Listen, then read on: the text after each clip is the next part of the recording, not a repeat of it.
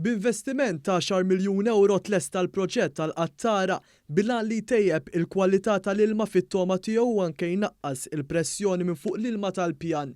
F'konferenza tal-aħbarijiet mill-ġibjun tal-Qrendi, il-Ministru għall-Enerġija Mirjam Dalli u s-Segretarju Parlamentari għall-Fondi Ewropej Stefan Zrinzo Azzoppardi spjegaw li dan il-proġett ifisser aktar sostenibilità fl-użu tar-riżorsi naturali ta' pajjiżna. Il-proġett tal-qattara nata bidu fl-2017 fejn beda tħaffit ta' 32 km ta' trinek biex jiġu installati il-pajpijiet li se jwasslu għas-sistema tal-borehose lejn il-ġibjuni.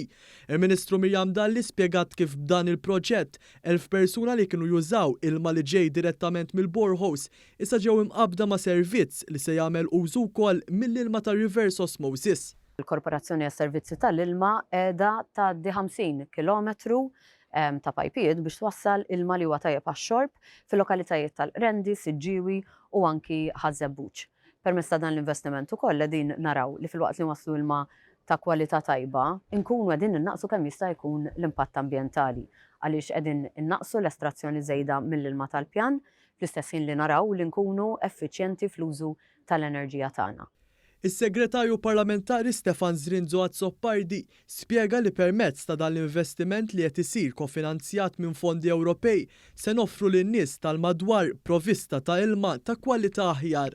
Dan huwa proġett li jkompli jsaħħaħ fid-distribuzzjoni tal-ilma u ttejjeb il-kwalità tal-ilma filwaqt li jkompli jnaqqas l-impatt ambjentali waqt li wieħed tkun qed isaħħaħ id-distribuzzjoni tal-ilma f'pajjiżna. Dan il-proġett jifforma parti minn kullana ta' proġetti li qegħdin isiru permezz ta' fondi tal-Unjoni Ewropea min-naħa tal-Korporazzjoni għas-Servizzi tal-Ilma.